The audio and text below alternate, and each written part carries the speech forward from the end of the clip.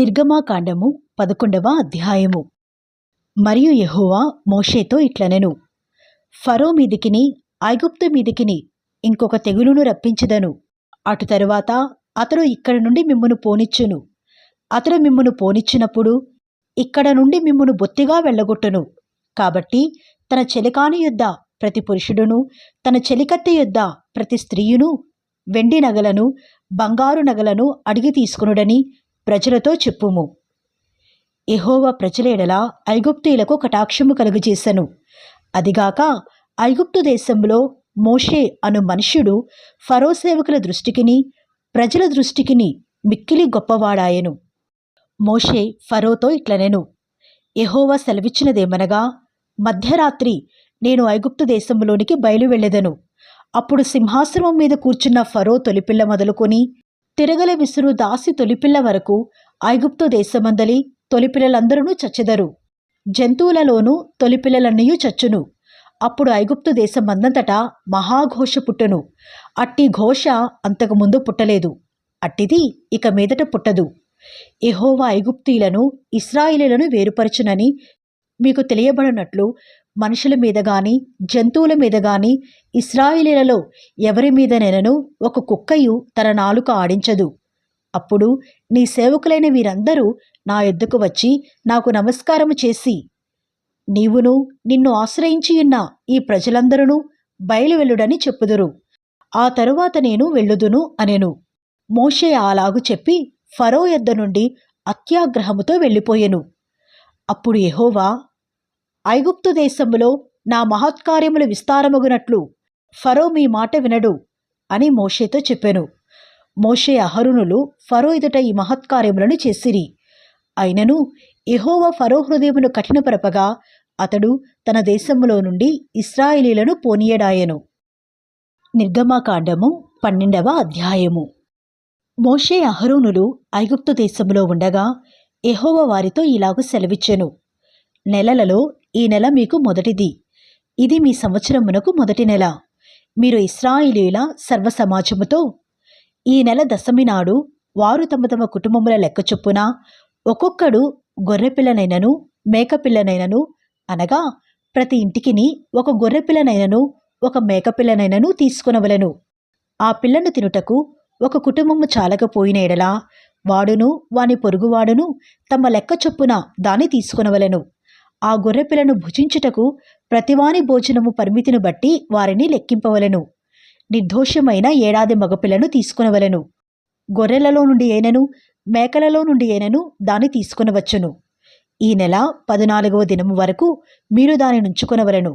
తరువాత ఇశ్రాయేలీయుల సమాజపు వారందరూ తమ తమ కూటములలో సాయంకాలమందు దాని చంపి దాని రక్తము కొంచెము తీసి తాము దాని తిని ఇండ్ల ద్వార బంధపు 2 నిలువు కమ్ముల మీదను పైకమ్మి మీదను చల్లి ఆ రాత్రియే వారు అగ్నిచేత కాల్చబడిన ఆ మాంసమును పొంగని రొట్టెలను తినవలెను. చేదు కూరలతో దాని తినవలెను. దాని తలను దాని కాళ్లను దాని ఆంత్రములను అగ్నితో కాల్చి దాని తినవలెను. దానిలో ఉడికి ఉడకనిదైనను నీళ్లతో వండబడినదైనను తిననే తినకూడదు. ఉదయకాలము వరకు దానిలో దేదియు మిగిలింపకూడదు. ఉదయకాలము వరకు దానిలో మిగిలినది అగ్నితో కాల్చివేయవలెను. మీరు దానిని తినవలసిన విధమేదనగా, మీ నడుము కట్టుకొని మీ చెప్పులు తొడుగుకొని మీ కర్రలు చేతపట్టుకొని త్వరపడుచు దాని తినవలెను. అది యెహోవాకు పస్కాబలి. ఆ రాత్రి నేను ఐగుప్తు దేశమందు సంచరించి ఐగుప్తు దేశమందలి మనుషులలోనే గాని జంతువులలోనే గాని తొలి సంతతి ఎంతయు హతము చేసి ఐగుప్తు దేవతలకందరికిని తీర్పు తీర్చెదను. నేను యెహోవాను. మీరున్న ఇండ్ల మీద ఆ రక్తము మీకు గుర్తుగా ఉండును. నేను ఆ రక్తమును చూచి మిమ్మును నశింపచేయగా దాటిపోయేదను. నేను ఐగుప్తు దేశమును పాడు చేయుచుండగా మిమ్ము సంహరించుటకు తెగులు మీ మీదికి రాదు. కాబట్టి ఈ దినము మీకు జ్ఞాపకార్థమైనదగును. మీరు యెహోవాకు పండుగగా దానిని ఆచరింపవలెను. తరతరములకు నిత్యమైన కట్టడగా దానిని ఆచరింపవలెను. 7 దినములు పులియని రొట్టెలను తినవలెను. మొదటి దినమున మీ ఇండ్లలో నుండి పొంగినది పారవేయవలెను. మొదటి దినము మొదలుకొని 7వ దినము వరకు పులిసిన దానిని తిను ప్రతి మనుష్యుడు ఇశ్రాయేలీయులలో నుండి కొట్టివేయబడెను. ఆ మొదటి దినమున మీరు పరిశుద్ధ సంఘముగాను 7వ దినమున పరిశుద్ధ సంఘముగాను కూడుకొనవలెను. ఆ దినముల యందు ప్రతివాడు తినవలసినది మాత్రమే మీరు సిద్ధపరచవచ్చును. అదియుగాక మరి ఏ పనియూ చేయకూడదు. పులియని రొట్టెల పండుగను మీరు ఆచరింపవలెను. ఈ దినమందే నేను మీ సమూహములను ఐగుప్తు దేశములో నుండి వెలుపలికి రప్పించి తిను గనుక మీరు మీ తరములన్నిటిలో ఈ దినమును ఆచరింపవలెను. ఇది మీకు నిత్యమైన కట్టడగా ఉండును. మొదటి నెల 14వ దినము సాయంకాలము మొదలుకొని ఆ నెల 21వ దినము సాయంకాలము వరకు మీరు పులియని రొట్టెలను తినవలెను. 7 దినములు మీ ఇండ్లలో పొంగినదేదియునూ ఉండకూడదు. పులిసిన దానిని తినువాడు అన్యుడే గాని దేశములో పుట్టినవాడే గాని ఇశ్రాయేలీయుల సమాజములో నుండక కొట్టివేయబడును. మీరు పులిసినదేదియు తినక మీ నివాసములన్నిటిలోనూ పులియని వాటినే తినవలనని చెప్పుము అనెను. కాబట్టి మోషే ఇశ్రాయేలీయుల పెద్దలనందరినీ పిలిపించి వారితో ఇట్లనెను, మీరు మీ కుటుంబముల చొప్పున మందలో నుండి పిల్లను తీసుకొని పస్కా పశువును వధించుడి. మరియు హిస్సోపు కుంచె తీసుకొని పళ్ళెములోనున్న రక్తముతో దాన్ని ముంచి ద్వారబంధపు పైకమ్మీకిని 2 నిలువు కమ్ములకును పళ్ళెములోని రక్తమును తాకింపవలెను. తరువాత మీలోనెవరునూ ఉదయము వరకు తన ఇంటి ద్వారము నుండి బయలు వెళ్ళకూడదు. యెహోవా ఐగుప్తీయులను హతము చేయుటకు దేశ సంచారము చేయుచు ద్వారబంధపు పైకమ్మి మీదను 2 నిలువు కమ్ముల మీదను ఉన్న రక్తమును చూచి యెహోవా ఆ తలుపును దాటిపోవును. మిమ్ము హతము చేయుటకు మీ ఇండ్లలోనికి సంహారకుని చొరనియ్యడు. కాబట్టి మీరు నిరంతరము మీకును మీ కుమారులకును దీనిని కట్టడగా ఆచరింపవలెను. యెహోవా తాను సెలవిచ్చినట్లు మీకిచ్చుచున్న దేశమందు మీరు ప్రవేశించిన తరువాత మీరు దీనిని ఆచరింపవలెను.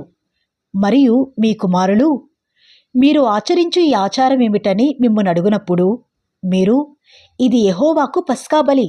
ఆయన ఐగుప్తులను హతము చేయుచు మన ఇండ్లను కాచినప్పుడు ఆయన ఐగుప్తులోనున్న ఇశ్రాయేలీయుల ఇండ్లను విడిచిపెట్టెను అనవలెనని చెప్పెను. అప్పుడు ప్రజలు తలలు వంచి నమస్కారం చేసిరి. అప్పుడు ఇశ్రాయేలీయులు వెళ్ళి అలాగు చేసిరి. యెహోవా మోషే అహరోనులకు ఆజ్ఞాపించినట్లే చేసిరి. అర్ధరాత్రి వేళ జరిగినదేమనగా సింహాసనం మీద కూర్చున్న ఫరో మొదలుకొని చెరసాలలోనున్న ఖైదీ యొక్క తొలిపిల్ల వరకు ఐగుప్తు దేశమందలి తొలిపిల్లలనందరినీ పశువుల తొలిపిల్లలనన్నిటినీ యెహోవా హతము చేసెను. ఆ రాత్రి ఫరోయు అతని సేవకులందరూ ఐగుప్తీయులందరూ లేచినప్పుడు శవము లేని ఇల్లు ఒకటైనా లేకపోయినందున ఐగుప్తులో మహాఘోష పుట్టెను. ఆ రాత్రివేళ ఫరో మోషే అహరోన్లను పిలిపించి వారితో, మీరును ఇశ్రాయేలీయులను లేచి నా ప్రజల మధ్య నుండి బయలువెల్లుడి. మీరు చెప్పినట్లు పోయి యెహోవాను సేవించుడి. మీరు చెప్పినట్లు మీ మందలను మీ పశువులను తీసుకుని పోవుడి. నన్ను దీవించుడి అని చెప్పెను. ఐగుప్తీయులు మనమందరము చచ్చినవారమనుకొని తమ దేశములో నుండి ప్రజలను పంపుటకు త్వరపడి వారిని బలవంతము చేసిరి. కాబట్టి ప్రజలు తమ పిండి ముద్దను తీసుకొని అది పులియక మునిపే పిండి పిసుకు తొట్లలో దానిని మూటకట్టుకొని తమ భుజముల మీద పెట్టుకొని పోయిరి. ఇశ్రాయేలీయులు మోషే మాట చొప్పున చేసి ఐగుప్తుల యొద్ద వెండి నగలను బంగారు నగలను వస్త్రములను అడిగి తీసుకొనిరి. యెహోవా ప్రజల ఎడల ఐగుప్తీయులకు కటాక్షము కలుగజేసెను గనుక వారు వారికి కావలసిన వాటిని ఇచ్చిరి. అట్లు వారు ఐగుప్తీయులను దోచుకునిరి. అప్పుడు ఇశ్రాయేలీయులు రామసేసు నుండి సుక్కోతుకు ప్రయాణమైపోయిరి. వారి పిల్లలుగాక కాల్బలము 6 లక్షల వీరులు, అనేకులైన అన్యజనుల సమూహమును, గొర్రెలు, ఎద్దులు మొదలైన పశువుల గొప్ప మందయును వారితో కూడా బయలుదేరెను. వారు ఐగుప్తులో నుండి తెచ్చిన పిండి ముద్దతో పొంగని రొట్టెలు చేసి కాల్చిరి. వారు ఐగుప్తులో నుండి వెళ్ళగొట్టబడి తడవ చేయలేకపోయిరి గనుక అది పులిసి ఉండలేదు. వారు తమ కొరకు వేరొక ఆహారమును సిద్ధపరచుకుని ఉండలేదు. ఇశ్రాయేలీయులు ఐగుప్తులో నివసించిన కాలము 430 సంవత్సరములు. ఆ 430 సంవత్సరములు గడిచిన తరువాత జరిగినదేమనగా, ఆ దినమందే యెహోవా సేనలన్నీయు ఐగుప్తు దేశములో నుండి బయలుదేరిపోయెను. ఆయన ఐగుప్తు దేశములో నుండి వారిని బయటికి రప్పించినందుకు ఇది యెహోవాకు ఆచరింపదగిన రాత్రి. ఇశ్రాయేలీయులందరూ తమ తమ తరములలో యెహోవాకు ఆచరింపదగిన రాత్రి ఇదే. మరియు యెహోవా మోషే అహరోనులతో ఇట్లనెను, ఇది పస్కా పండుగను గూర్చిన కట్టడ. అన్యుడెవడునూ దాని తినకూడదు గాని వెండితో కొనబడిన దాసుడు సున్నతి పొందినవాడైతే దాని తినవచ్చును. పరదేశియు కూలికి వచ్చిన దాసుడును దాని తినకూడదు. మీరు ఒక్క ఇంటిలోనే దాని తినవలెను. దాని మాంసములో కొంచెమైనను ఇంటిలో నుండి బయటికి తీసుకుని పోకూడదు. దానిలో ఒక్క ఎముకనైనను మీరు విరవకూడదు. ఇశ్రాయేలీయుల సర్వసమాజము ఈ పండుగను ఆచరింపవలెను. నీ యొద్ద నివసించు పరదేశి యెహోవా పస్కాను ఆచరింపగోరిన ఎడల అతనికి కలిగిన ప్రతి మగవాడు సున్నతి పొందవలెను. తరువాత అతడు సమాజములో చేరి దానిని ఆచరింపవచ్చును. అట్టివాడు మీ దేశంలో పుట్టిన వానితో సముడగును. సున్నతి పొందనివాడు దానిని తినకూడదు. దేశస్థునికిని మీలో నివసించు పరదేశికిని దీని గూర్చి ఒకటే విధి ఉండవలెను అనెను. ఇశ్రాయేలీయులందరూ అలాగు చేసిరి. యెహోవా మోషే అహరోనులకు ఆజ్ఞాపించినట్లు చేసిరి.